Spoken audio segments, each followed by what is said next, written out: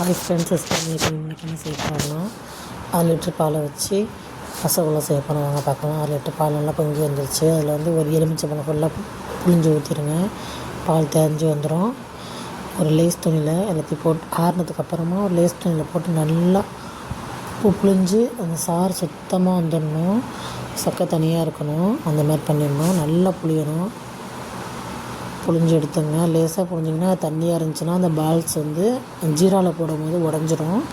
நல்லா புழிஞ்சிக்கோங்க. அந்த தண்ணி சொட்டு கூட இருக்கக்கூடாது. நல்லா புழிஞ்சு எடுத்துங்க.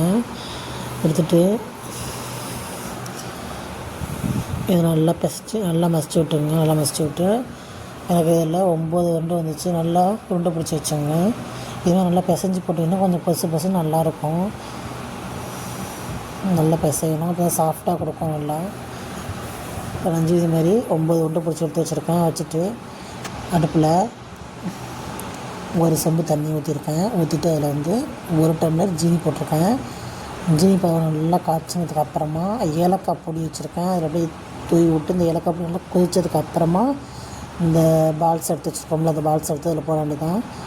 போட்டு நல்லா கொதித்து 20 நிமிஷம் ஹை ஃப்ளேமில் லோ ஃப்ளேமில் 10 நிமிஷம் வச்சு எடுத்துங்க. சூப்பராக இருக்கும். ட்ரை பண்ணி பாருங்கள். ஒரு நைட்டு ஃபுல்லாக ஊறிச்சுன்னா ஜீராவில் ஊறி இனிப்பு நல்லா சூப்பராக கரெக்டாக வந்துடும்.